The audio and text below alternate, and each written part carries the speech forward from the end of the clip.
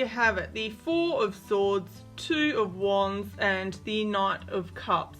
So the Knight of Cups is a court card, and they do generally point to who is involved. So we'll start there. The Knight of Cups, you need look no further than the illustration of the Knight of Cups in the Light Seers Tarot deck.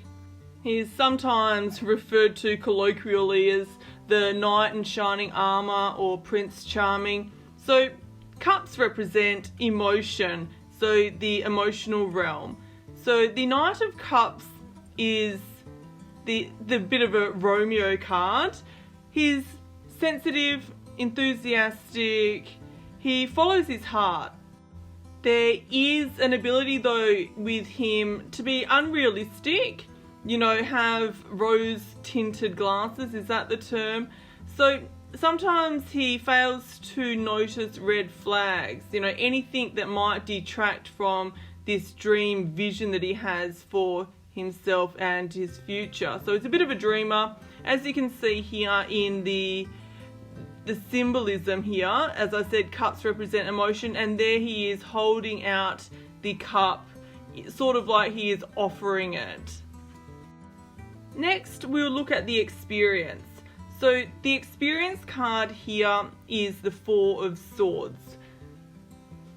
It is the recovery card after some sort of loss, some experience of pain.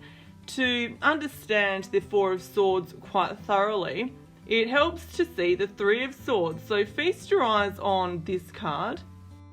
No prizes for what is being depicted here. Heartbreak, some deep hurt, an experience of betrayal and loss. Often after this sort of experience, there is a period of solitude and recovery where you're able to reflect on the loss and acknowledge that you've taken a hit, and now is the time to focus on rebuilding yourself, preferably stronger and with a lesson learned.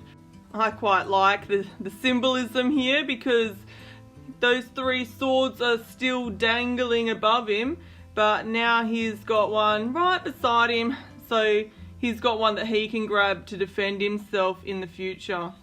Speaking of the future, so what is the outcome here? How has the lesson been implemented in his life? So that is represented by the Two of Wands. That is the caution, planning ahead, looking carefully, perhaps seeing things from different angles and becoming a bit more worldly. Critique what's in front of you. Don't jump straight in. The symbolism here as well is pretty handy, like always. He is standing high up with a panoramic view, so that I sort of get the sense that he's in a tower or something, so he's got that level of protection. Also, the sort of view that is out in front of him is that he can see things clearly, as well as having a willingness to see things clearly, unlike beforehand when potential red flags were ignored and there was a real blind trust in his feelings and what the future was going to be.